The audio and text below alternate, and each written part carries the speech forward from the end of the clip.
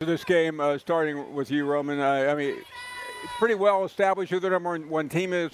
Oklahoma's struggling a little bit, but a big win over Auburn. What do you think? I think they're struggling with health. I think health is one of their biggest concerns right now. Who will actually be able to go out there and line up and give them a chance to win, especially on the offensive side of football. Defensively, this team's one of the best in the country. They create turnovers at a high rate. They fly around. They know who their identity is on that side of the football. Offensively is where I have my concerns at. And you're going against a Texas team that is very fast, they're very physical, and have not really dropped off a lot since last year's team. Yeah, you mentioned the disappointment is health. I would say the disappointment has been the offense.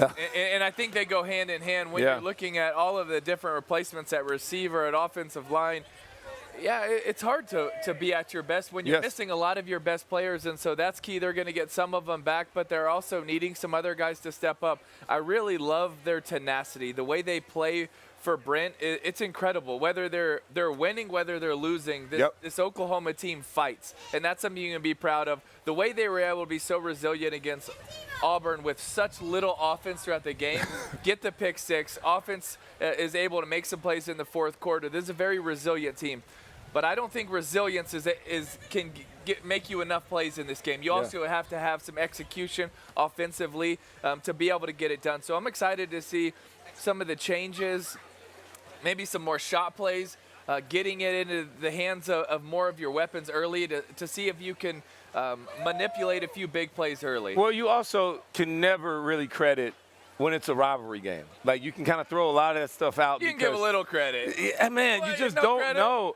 You just don't know. And, you know, I've learned it from you talking about the Florida LSU game. Oh, it's crazy. Where some of these games are just crazy. Yeah, so you just don't know. Texas is supposed to win this game.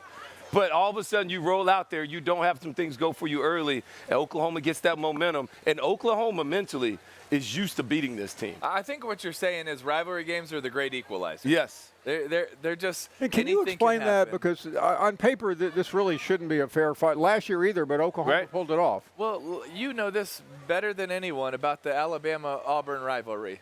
Crazy things happen. They go to Jordan-Hare, and that team hasn't been better at all throughout the whole season, and yet somehow they can play Alabama. They're not intimidated. Fear kind of goes out of the window, right? And now you're playing with passion. There's a different level of sacrifice, a different level of what I'm willing to do in this game, and they just raise your level of execution, raise your level of strain, and rivalry games, crazy things happen. They just do. I think Florida-Alabama is a good example. Auburn-Alabama is a good example. And this is a rivalry game that is surpassed by maybe none other game. And I'm excited. This is my first time getting the chance to be at this game. And the atmosphere, the environment, all the people flying in that are excited about this from all over the country. It's different than most, and I think players understand the magnitude of this game, and they want to be the reason why their team won in this game. Because it's not just about a game, it's about a legacy. Yes. We'll talk about this game for the next 2 days.